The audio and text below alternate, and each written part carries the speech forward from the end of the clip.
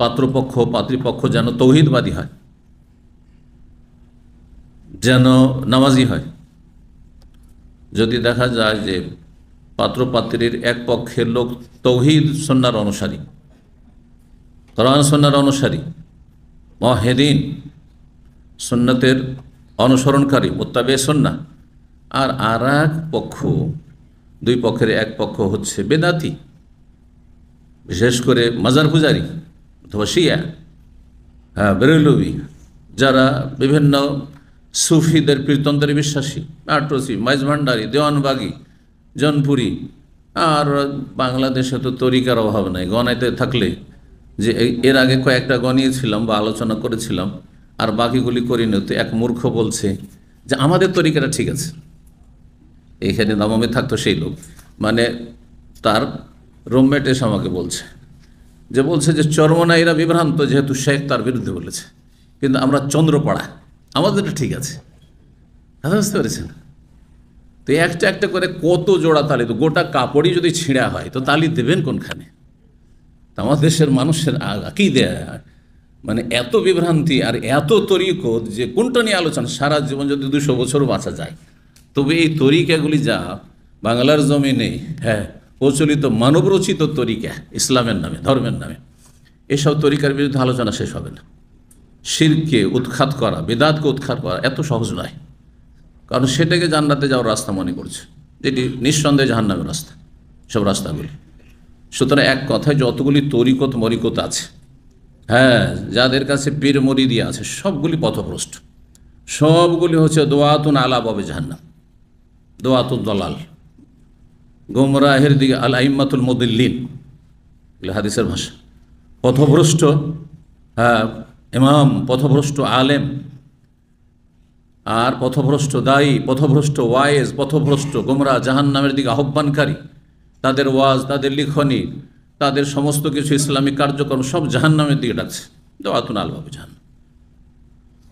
তাহলে এসব বাদ দিয়ে সোজা রাস্তায় আসতে হবে, সেটা তৌহিদ, এক আল্লাহর তৌহিদ, একত্ব প্রতিষ্ঠা করা সার্বিক জীবনে, এবং এক রাসূল সাল্লাল্লাহু আলাইহি ওয়াসাল্লামের সার্বিক জীবনে সুন্নাহ প্রতিষ্ঠা করা।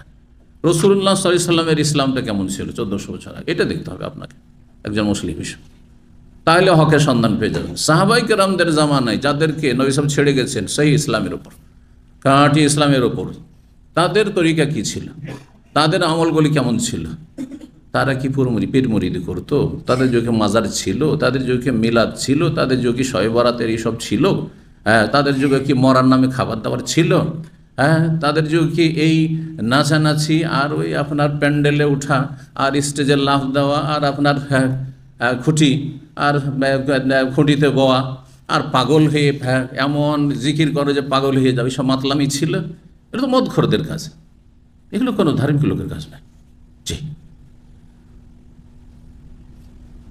সতর্ক সাবধান এইসব গুমরাহি থেকে। সুতরাং যতগুলি তরিকা দল আছে সব বাতিলপন্থী। আবার বলছি, সতর্ক সাবধান এই শিরক বিদআতের রাস্তা থেকে।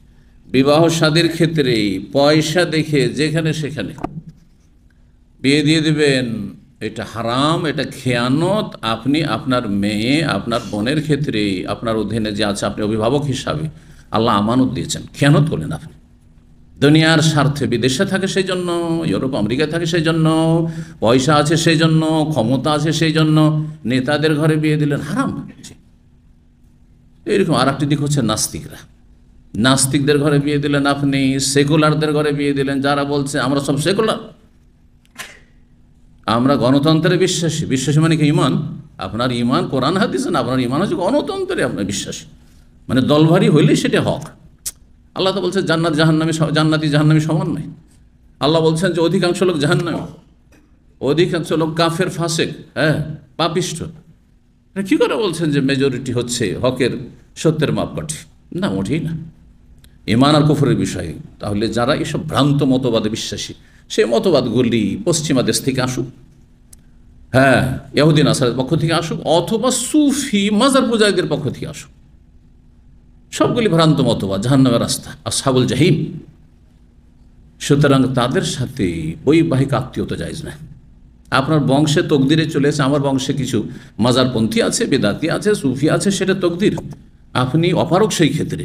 এখন তাদের জাহান্নাম থেকে বের করেন, আপনার মায়ের বংশে চলে এসছে, আপনার বাবাই ভুল করেছিল বা আপনার দাদা ভুল করেছিল যে ছেলের বিয়ে দিয়েছিল সেই সব বেদাতপন্থী সমাজে। কিন্তু আপনি আপনার মেয়ের বিয়ে দেবেন, নিজে বিয়ে করবেন একজন জ্ঞানী মানুষ বিদাতপন্থীদের ঘরে, মোটেই জায়েজ নয়।